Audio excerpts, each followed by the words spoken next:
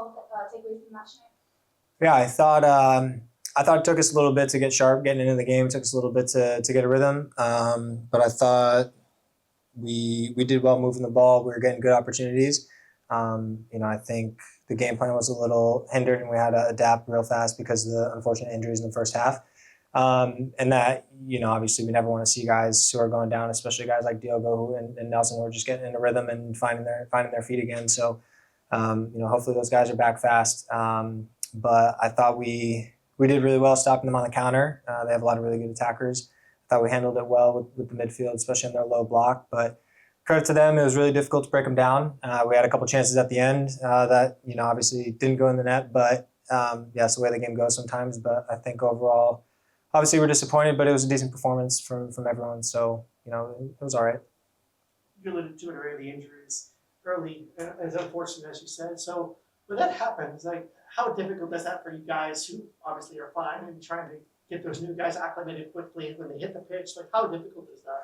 Yeah, I think it's on us, the guys who are still on the field to help the guys get acclimated, get them touches real fast, get them into the game, talk to them a lot, and get them up to speed quickly. Hopefully they can have a good couple actions real soon after they come on the field. So I think that's kind of the goal when we have to make changes early, and even when we make changes late, it's always good to get those guys touches real fast and get them in the rhythm of things. Obviously it's unfortunate, especially in the second half too, because it hinders coach's ability to make the subs that he'd want to make at the times that he would want to make. And listen, everyone did a good job who came in the game. Just one of those things, super unfortunate. Even Coach mentioned, there was a chance we had that just didn't go in. And you say we need to put those away, especially at home. Yeah. And you alluded to it. I think it's just the way the game goes sometimes. So when those, obviously you have the injuries, then chances not going when they need them to go in, kind of like a domino effect a little bit. So how is that? What does that do to you guys, your psyche a little bit? Does it frustrate you? Obviously I would like the guys to score every shot they take. That's a little unrealistic, but no, the fact that guys are getting in good positions, Kyle's getting in good positions. He's been great and electric since he's been here. As a busy guy up top. So those will fall for him. Him getting more comfortable in those positions. But I think the keeper from my angle made an incredible save. He made a save on that one, right? Yeah. Yeah. So screw that guy. No, I'm just kidding. No, great save. It'll probably be save of the week. And it was probably the save of the week that I vote for. It was an incredible game-saving stop. But yeah, those they go in a lot of the times, but tonight it just wasn't the night for it. But Lexi and I and the defense, we were really happy that we got a shutout. We feel like we've been playing really well together the last month and a half since Krog has been injured. So a big focus of us tonight was getting a shutout. So I'm happy for everyone in that aspect. And lastly, you mentioned in the past few weeks, it felt like the team kind of turned the corner a little bit, especially after the past month and a half. I don't want to mention that too much, but you didn't get the result you wanted tonight, but you did get the clean sheet, as you said. So do you feel like, despite the result, that this team is heading in the right direction with playoffs around the corner? Yeah, for sure. I think the last 4 games since even in the New Mexico loss at home when we went down to man, I thought we were really, really good. I think we were unfortunate to not get any points from that game, but I think we've been growing at a good rate. I think we're happy with where we are. Again, obviously really unfortunate with the injuries to key guys who were just getting into rhythm as well and helping us. But yeah, it's time for other guys to step up and make the most of their opportunity. And the group's together. It's a good locker room. So, I have no worries going forward, and we're good away. So, hopefully we can keep that going to the next 4 matches. That related to where you and Stoppage time in that pass once for you?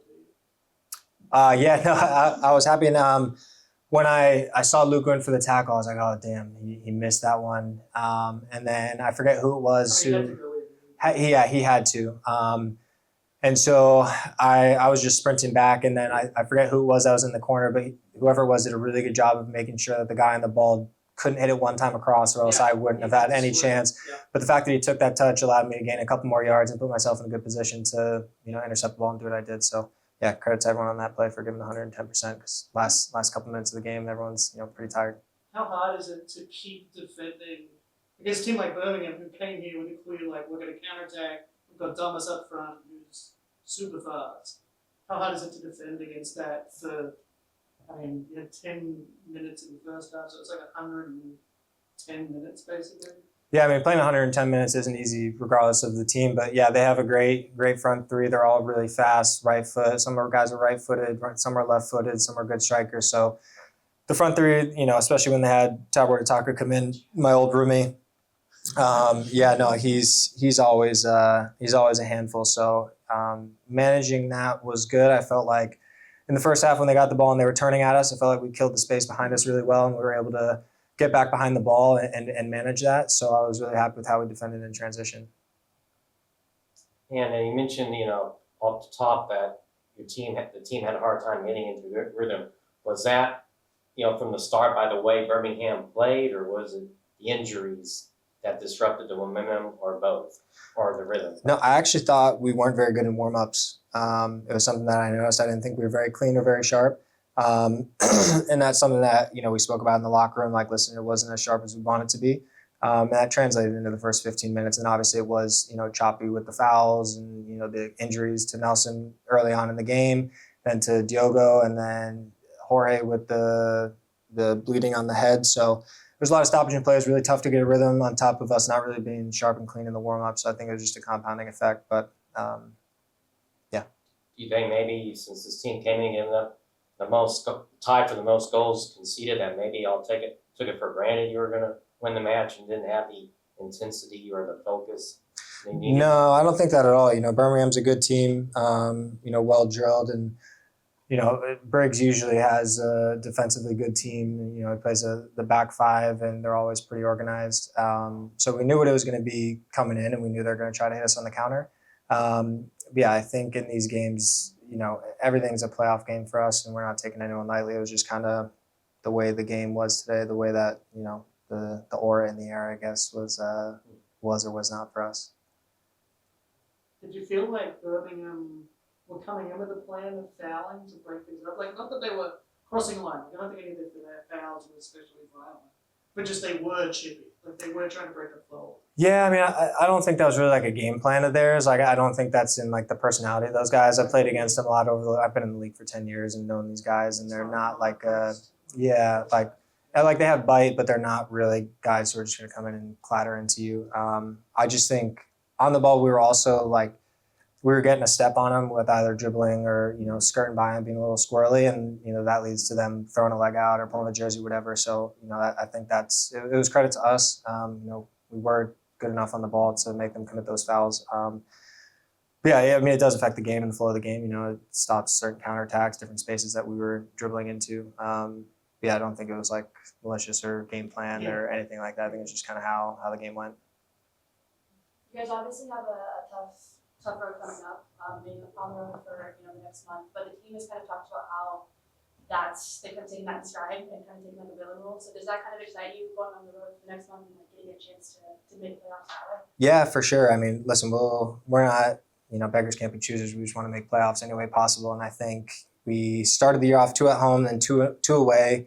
We went to Oakland in front of 26,000 people, which is a really tough environment on a field that no one's played on, and we were able to get the points, and that was huge for our psyche as a group. Then we went to Lexington, a team that we've never played before, on a field that was massive, really wet, a different environment, different team and players that we haven't played against. We ended up grinding out a 3-2 win. And yeah, I mean, listen, I'm not gonna be angry at us getting away points, but yeah, we just gotta pedal to the metal now, and it's about 3 points everywhere we go, and hopefully we can continue the good vibes on the away trips. Is the pressure different on the road? That's point here? No, I mean, I think